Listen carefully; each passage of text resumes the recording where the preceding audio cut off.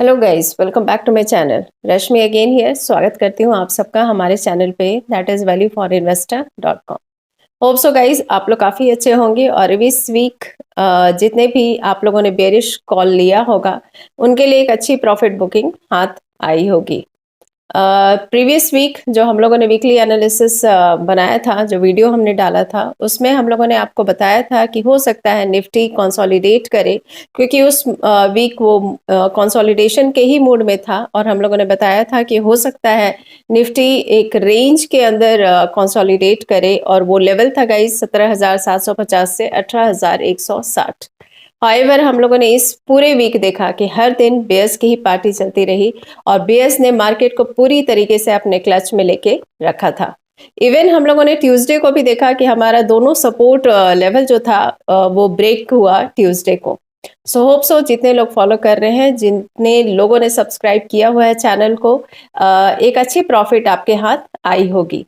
Guys, ये हमारा personal calculation and observation होता है, जो हम लोग खुद करते हैं वही आपसे शेयर करते हैं।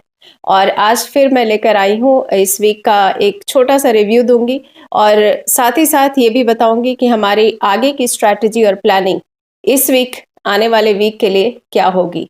सो गाइज, एक रिक्वेस्ट है कि अगर वीडियोस पसंद आ रहे हैं तो सब्सक्राइब करना ना भूलें, ताकि हम लोग आपको हेल्प करते रहें। यही चाहत है valueforinvestor.com, यही विश करता है कि हमारे जितने भी ट्रेडर्स हैं, फॉलोअर्स हैं, सबको एक अच्छी प्रॉफिट मार्केट एवरी डे दे।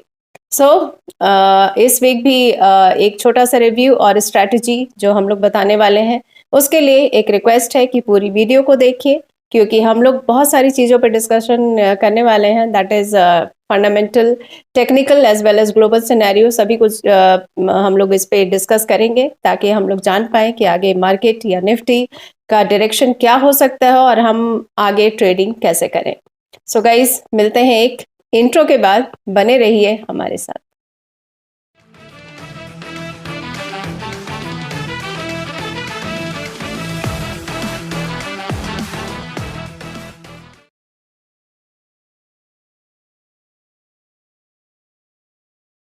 सो गाइस, हमारा जो लास्ट वीक का रिव्यू था उसमें हम लोगों ने यही बताया था कि निफ्टी हो सकता है कंसोलिडेट करे 17,750 से लेकर 18,160। सो हाउएवर इस पूरे वीक हम लोगों ने देखा कि निफ्टी जो था वो बेयर्स ने निफ्टी को क्लच में रख लेके रखा था, मार्केट को पूरी तरीके से अपने ग्रिप में लिया हुआ था। और हम लोग ने देखा कि हमारा दोनों सपोर्ट भी ब्रेक हुआ इस वीक ट्यूसडे को। और निफ्टी ने जो एंड किया इस वीक, जो क्लोजिंग थी उसकी, वो लेवल था at 17,465। So hope so guys, जितने लोग फॉलो कर रहे हैं और जितने लोग हमारी वीडियोस को रेगुलरली व्यू कर रहे हैं, उनके हाथ एक अच्छी प्रॉफिट आई होगी। मैं बता दूं गाइस कि ये 6th कंसेक्यूटिव डे था, लगातार ये 6th डे था फ्राइडे को, जब निफ्टी हम लोगों ने देखा कि उसने रेड में अपनी क्लोजिंग दी। और मैं बता दूं गाइस कि एवरी डे हम लोग हर दिन यही देख रहे थे कि जो क्लोजिंग प्राइस था वो it was lower than that of the day's opening price. ये हमें हर दिन देखने को मिला। निफ्टी लगातार lower highs and lower lows ही बना रहा था थ्रू आउट दिस वीक। हर दिन उसने lower highs and lower lows ही बनाया। और मैं बता दूं गाइस कि 8 महीने में ये वीक जो था, हम लोग कह सकते हैं it was the worst week since 8 months. क्योंकि हम लोग अगर देखें तो एक एस्टिमेट लें तो जितने भी इन्वेस्टर्स थे, हम लोगों ने जैसा थंबनेल में डाला भी है, they have lost around 6.8 lakh crore this week. So ये वर्स्ट वीक हम लोग मान सकते हैं पिछले 8 महीने में अगर देखा जाए तो। अब ये सवाल यही आता है गाइस, सबके दिमाग में यही चलेगा कि आगे क्या निफ्टी और गिरेगा या फिर कुछ संभलेगा। सो फंडामेंटली हम लोग अगर देखें तो बात वही है, सेम सिचुएशन है गाइस। ग्लोबली हम लोग देख रहे हैं कि इन्फ्लेशन जो है वो कहीं ना कहीं इफेक्ट कर रहा है मार्केट को। एक ये मिथ है कि इन्फ्लेशन जो है एक पीक पे पहुंच चुका है और मार्केट अभी इससे थोड़ा अछूता है, बट ऐसा नहीं है गाइस। ये हम लोग केवल दिल बहलाने की बातें कर रहे हैं कि इन्फ्लेशन कहीं ना कहीं मार्केट को अब इफेक्ट नहीं करेगा। बट हमारा व्यू शुरू से है, हमारा चैनल हमेशा आपको यही आगाह करता है कि फंडामेंटली अगर देखें तो इन्फ्लेशन सबसे मुख्य कारण है, जो कि आगे भी हो सकता है गाइस कि हमारे जो ग्लोबल इकोनॉमी है उसको कहीं ना कहीं वो हर्ट करेगा और मार्केट इससे काफी हद तक इफेक्ट करेगा। तो ये जरूर आप लोग ध्यान में रखें और शुरू से हम लोग यही बोलते आ रहे हैं और हम लोग यही देख भी रहे हैं कि मार्केट कहीं ना कहीं उससे इफेक्ट कर रहा है गाइस। सो हम लोग इस चीज को ध्यान में रखें और इस चीज को ध्यान में रख के ही आगे की ट्रेडिंग प्लान करें। टेक्निकल एनालिसिस की बात करें गाइस तो सिंपल मूविंग एवरेजेस के बारे में मैं बता दूं। सबसे पहले तो simple moving average of 20 days जो है अभी उसका लेवल है 70,769। Simple moving average of 50 days उसका लेवल है 70,944। ये दोनों हम लोग देख रहे हैं कि it is still falling down. SMA 75 days is at 18,128. SMA 100 days is at 17,994. SMA 150 days is at 17,804. whereas SMA 200 days, इस बात पे गौर कीजिएगा गाइस कि ये आगे हम लोग बताएंगे कि हम लोग सिंपल मूविंग एवरेजेस के बारे में क्यों आपको बता रहे हैं। So last but not the least, simple moving average of 200 days that is at 17,360. मैं बता दूं गाइस कि simple moving average of 200 days जब भी हम लोग मानते हैं तो इसको हम लोग लॉन्ग टर्म बेसिस पे इस चीज को लेते हैं, simple moving average of 200 days को। RSI एंड MACD की बात करें गाइस तो RSI अभी जो है that is at 34.92 and MACD that is still in negative zone that is -32। ये दोनों इंडिकेट कर रहे हैं गाइस कि मार्केट में बियरिशनेस अभी आगे बना रहेगा। हो सकता है ये बियर्स जो है मार्केट को क्लच में आगे भी रख सकते हैं।